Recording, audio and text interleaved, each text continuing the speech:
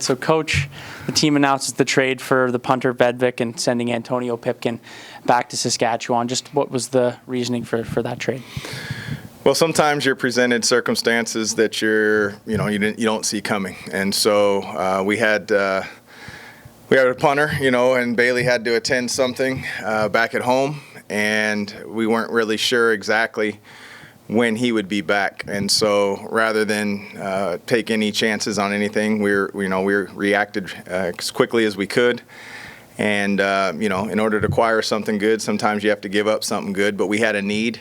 And so that's why it was made. Now, in this upcoming game here Thursday, Trey Ford comes in, a young quarterback. What does this defense need to do to disrupt him early here? Well, I think his package is going to expand, and, at the end of the day, we may see more than Trey. And so, they've got some other people returning to the lineup this week, so I'm sure that's going to involve some of the game plan. I'm sure he's going to be confident.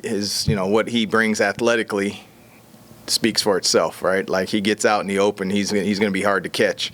And so, we're going to have our hands full there. At the same time, we got a whole football game to play, and we're playing the whole Elk football team, and not just Trey Ford, but he's definitely a cog that helps them go right now.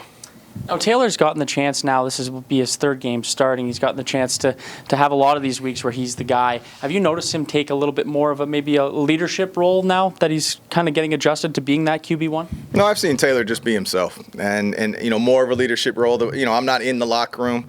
I'm not in every huddle.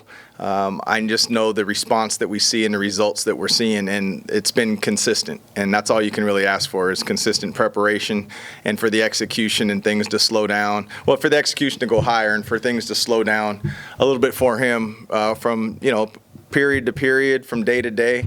There is some new terminology, some new things that are going in.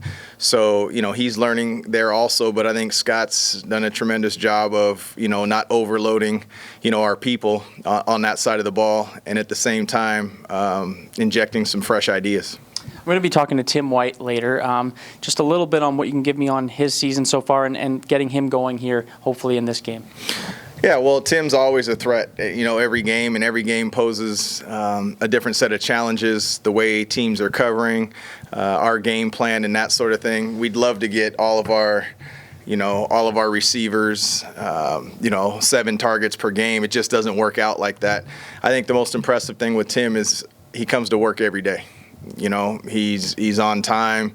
He's in his seat. He's ready to go. He doesn't let the external things bother him. Sure, he's ultra competitive. Does he want the ball? 100%. I want every receiver to want the football, but I want every receiver to be more about winning and understanding that their role is vitally important regardless of how many balls they may or may not catch. But that's universal in football. I think you're not going to find any receivers that just want to run clear out routes or that want to block all day. But we've got a tremendous group that are about the greater good of everyone.